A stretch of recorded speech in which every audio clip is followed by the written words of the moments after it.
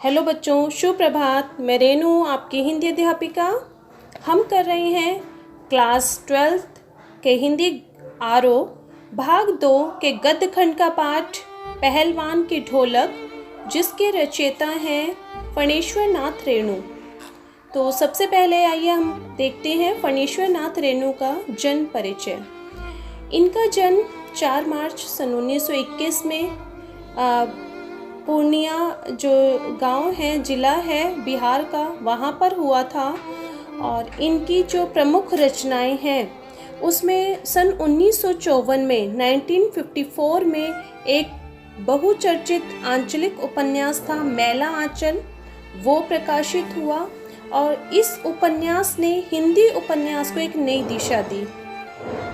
इसके साथ साथ इनकी कई रचनाएं जैसे दीर्घ तपा, जुलूस, कितने चौराहे, ये उपन्यास थे इनके। ठुमरी, अगिनखोर, आदिम रात्रि की महक, ये सब इनके कहानी संग्रह थे। और हिंदी जगत में आंचलिक उपन्यासों पर विमर्श मैला आंचल से ही प्रारंभ हुआ था। आंचलिकता की अवधारणा, आंचल या आंचलिकता शब्द जो मैं बोल रही हूँ उसका अर्थ मैं आपको बता देती हूँ। इसका अर्थ होता है ग्रामीण परिवेश से संबंधित होना। तो उसकी जो अवधारणा थी, कथा साहित्य में गांव की भाषा, संस्कृति, वहाँ के लोक जीवन को केंद्र में लाकर खड़ा करने का काम इनके उपन्यास मैला आंचल से ही प्रारंभ हुआ। लोकगीत, लोक संस्कृति, लोक भाषा, लोक नायक की इस अवधारणा ने भारी भरकम चीज और नायक की जगह अंचल को ही, ग्रामीण परिवेश को ही नायक बना डाला।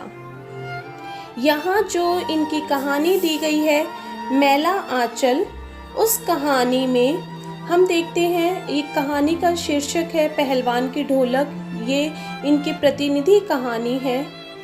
ये कहानी कथाकार रेणु की समस्त विशेषताओं के साथ एक अभिव्यक्ति करती है। रेणु जी की लेखनी में इन्होंने अपने गांव, अंचल, संस्कृति को सजीव करने की एक अद्भुत क्षमता इसमें दिखाई देती है। ऐसा लगता है कि मानो हर एक पात्र जो है वो वास्तविक जीवन ही जी रहा हो।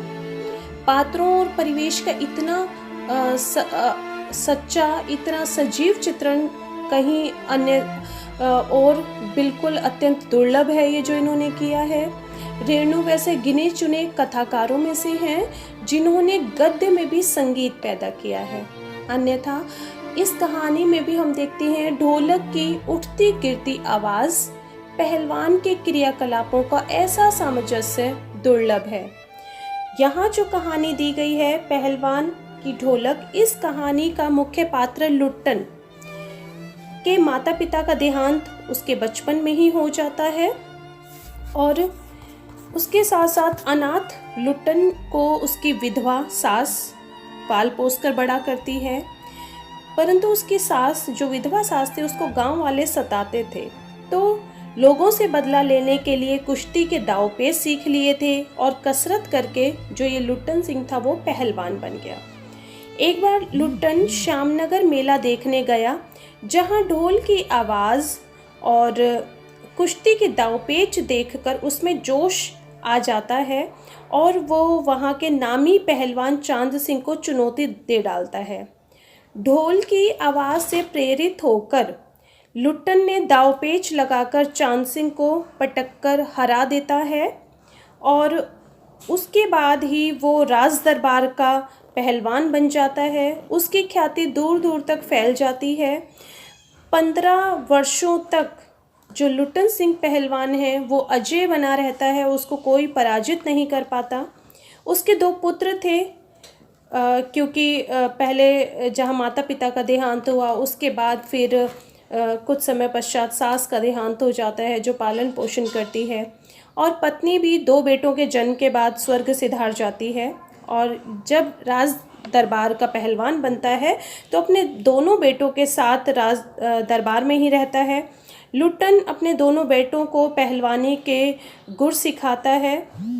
और राजा की जब मृत्यु हो जाती है तो राजकुमार, नया जो राजकुमार है वो विदेश से, विलायत से पढ़कर आता है और वो गद्दी संभालता है। राजकुमार को घोड़ों की रेस का शौक था। मैनेजर ने नए राजा को भड़काया और पहलवान उसके दोनों बेटों पर जो भोजन का खर्च होता था उसको फिजूल खर्च बताता है और उसके बाद वो कुश्ती को बंद करवा देता है। अब लुट्टन सिंह को राज दरबार से निकाल दिया जाता है। तो लुट्टन सिंह अपने दोनों बेटों के साथ गांव में झोंपड़ी बनाकर वहां रहने लगता है। गांव के लड़कों को कुश्ती सिखाने लगता है। परंतु लुट्टन सिंह का स्कूल ज़्यादा दिन नहीं चलता। जीविका उपार्जन के लिए उसके दोनों बेटों को मजदूरी करनी पड़ती है और इसी दौरान उस गांव में अकाल, महामारी, हैजे और ये बीमारियां फैल जाती हैं और उसके दौरान प्रतिदिन लाशें उठने लगती हैं। महामारी से डरे हुए लोगों में जो पहलवान था वो प्रतिदिन रात्रि भर ढोलक बजाकर उस बीमारी से लड़ने की, महामारी से लड़ने की संजीवनी ताकत उनमें भरता था। और एक दिन पहलवान के दोनों बेटे भी महामारी की चपेट में आ जाते हैं और मर जाते हैं। परंतु उस रात भी पहलवान ढोलक बजाकर लोगों की हिम्मत बंधा रहा था। इस घटना के 4-5 दिन बाद पहलवान की मौत हो जाती है। पहलवान की ढोलक व्यवस्था के बदलने के साथ लोक कलाकार के अप्रासंगिक हो जाने की ये कहानी है कि जिस तरीके से व्यवस्थाएं बदलती हैं, एक राजा के बाद जब नया राजा उसका स्थान लेता है तो लोक परंपराएं बदल जाती हैं। और लुट्टन नाम के जो पहलवान की हिम्मत है, उसके जीने की इच्छा, उसका वर्णन किया। भूख और महामारी में अजय लुट्टन सिंह की जो पहलवानी को फटे ढोल में बदल देते हैं और ये करुण त्रासदी हम सबके सामने कई सवाल छोड़ जाती हैं कि कला का कोई स्वतंत्र अस्तित्व होता भी है या वो केवल व्यवस्था की मोहताज है। तो इस तरीके से ये कहानी का सार हमने देखा। तो अब हम करते हैं इस कहानी की व्याख्या। कहानी के प्रारंभ में हम देखते हैं, कहानी की जो प्रारंभ हो रहा है वो गांव से हो रहा है। जब गांव में महामारी फैली है, जाड़े का दिन, सर्दियों का समय था जब गांव में महामारी फैली है। अमावस्या की रात ठंडी और काली, मलेरिया और हैजे से पीड़ित। अमावस्या की जो रात होती है वो काली अंधेरी रात होती है और उसी समय जो गांव में महामारी फैली है वो महामारी है मलेरिया और हैजा।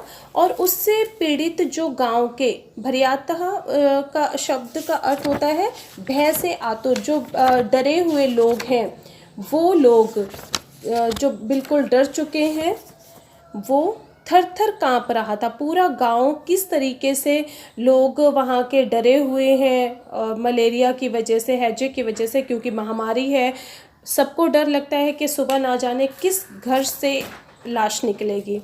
तो रात भर सभी डरते रहते हैं। पुरानी और उजड़ी बांस फूस की झोपड़ियों में, यहाँ जो पुरानी और उजड़ी बांस फूस की झोपड़ियाँ हैं, इसमें अंधकार, सन्नाटे का सम्मिलित साम्राज्य है। अंधेरा और निस्तब्धता, अंधेरा है और बिल्कुल मौन शांति चारों ओर छाई हुई है।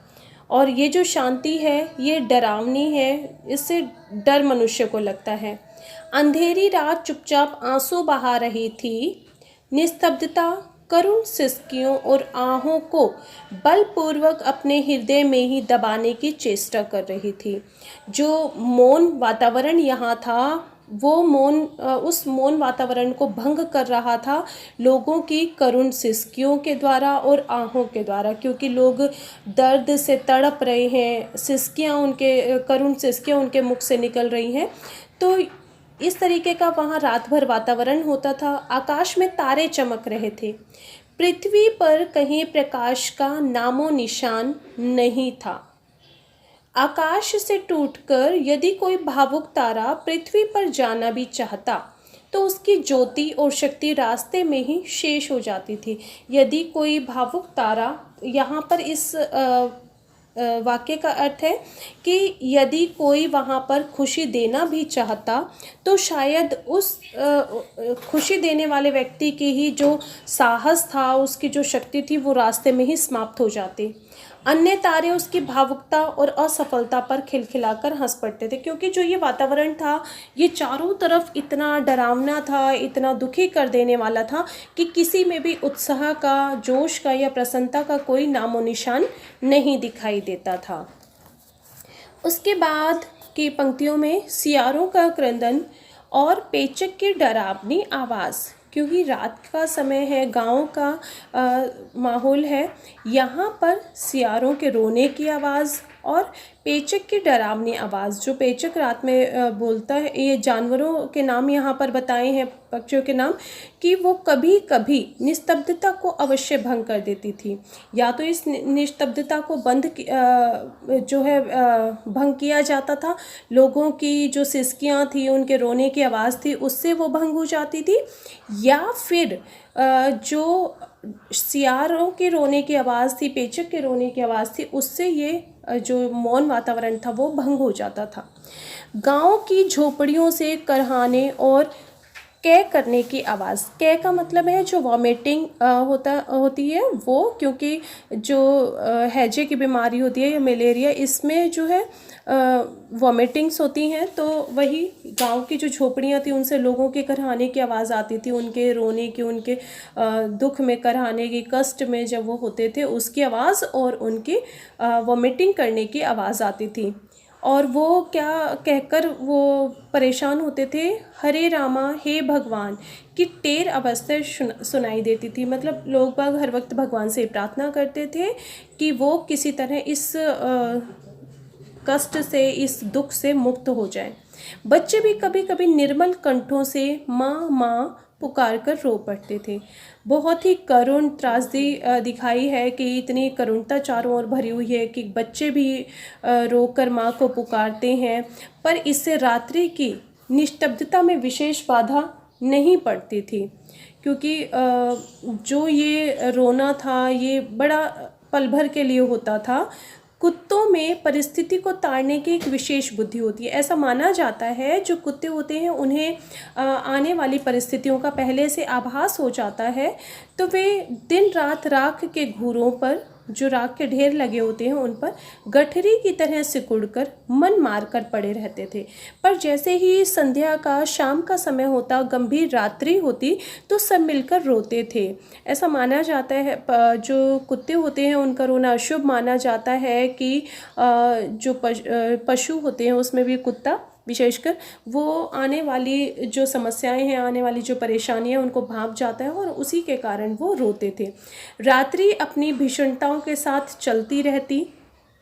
रात्रि के जो भी कष्ट थे, परेशानियां थी, लोगों का तड़पना था, बेचैन होना था, वो सब चलता रहता था। पर उसकी सारी भीषणता को ताल ठोक कर, ताल कहा जाता है कि जब हम ढोलक बजाते हैं और उस पर जो थाप पड़ती है तो वो ताल होती है।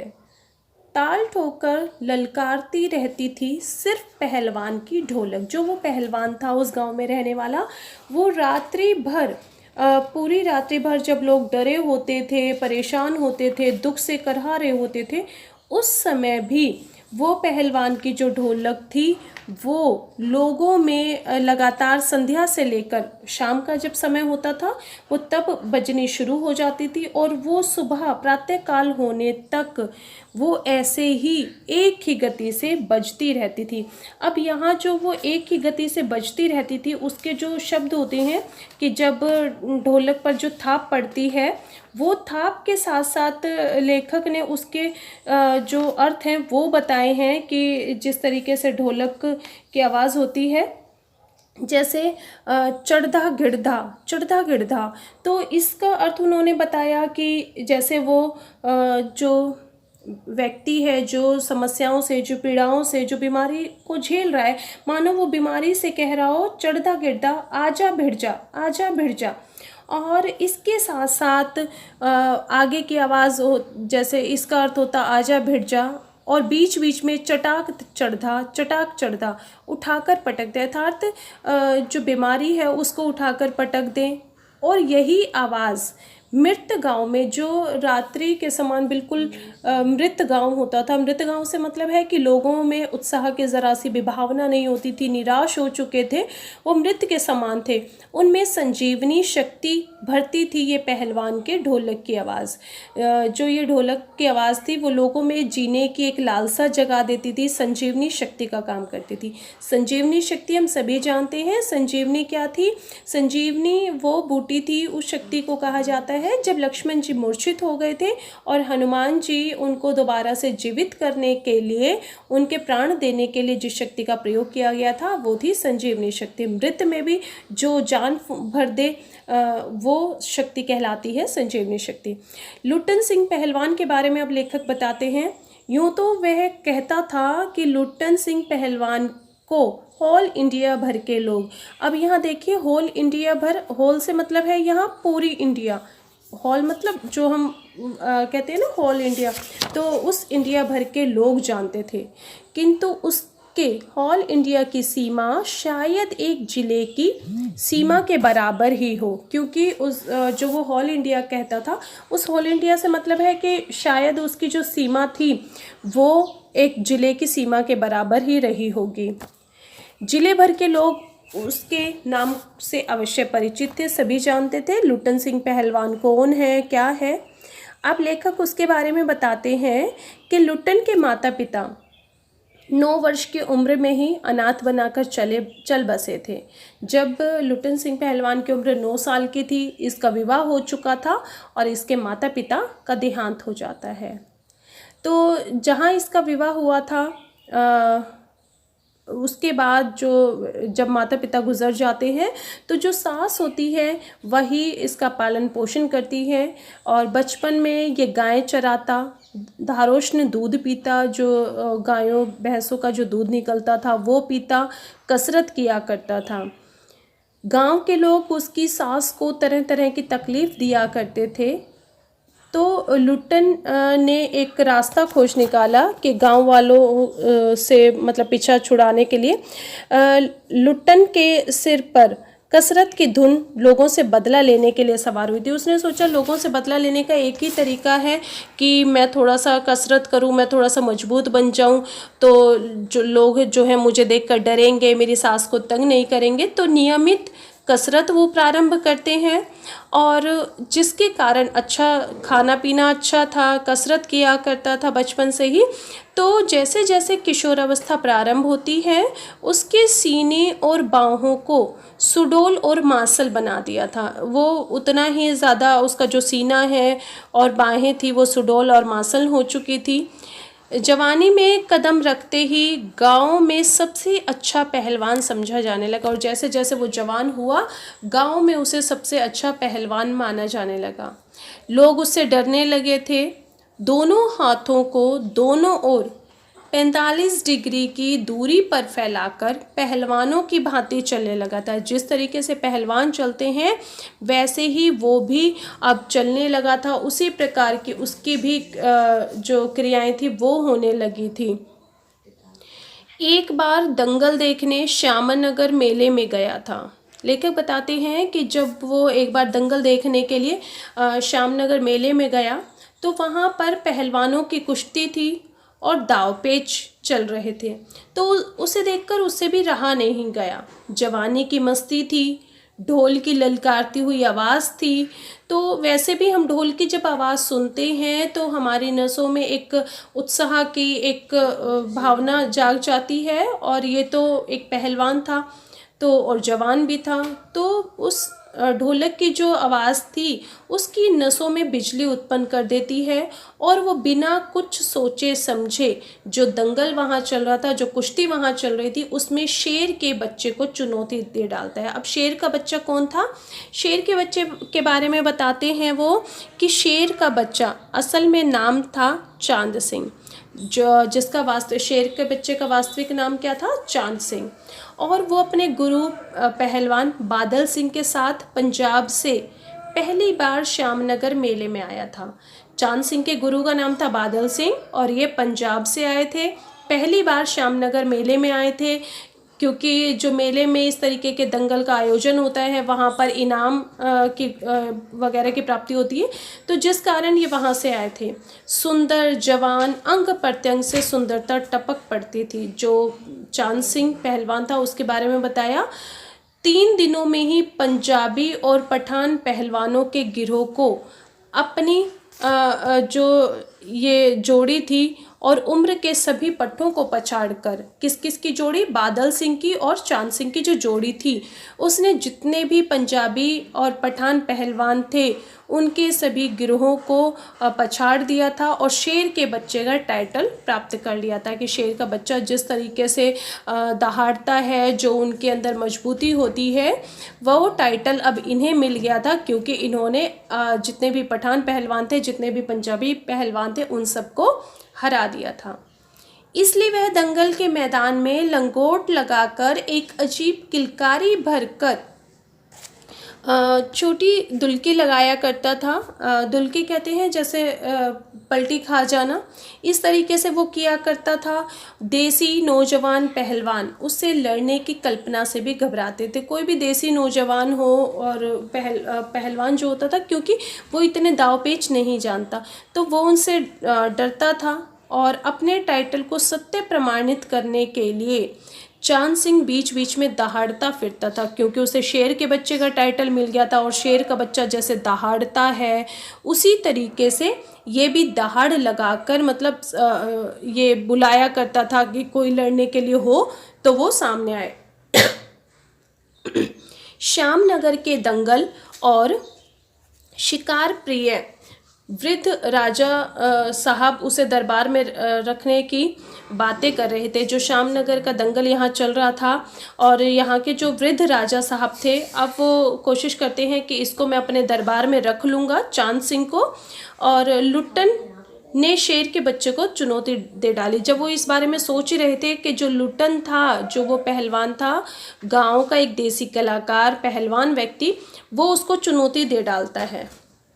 सम्मान प्राप्त हो चुका था चांद सिंह को और शेर के बच्चे का टाइटल ले चुका था, जो बड़े बड़े पहलवानों को हरा चुका था। और जब वो देखता है कि एक गांव के देसी से मुझे पहलवान ने मुझे मुझसे स्पर्धा करने चला है, तो वो उस बात पर जो है बड़ा हैरान होता है और वो उसकी तरफ देखकर मुस्कुराता है और उसके बाद वो बाज की तरह उस पर टूट पड़ता है। जो दर्शकों की भीड़ थी वो सब बड़े हैरान हो जाते हैं और वो उसे कहते हैं कि ये पागल है, मर जाएगा, इसको नहीं लड़ना चाहिए।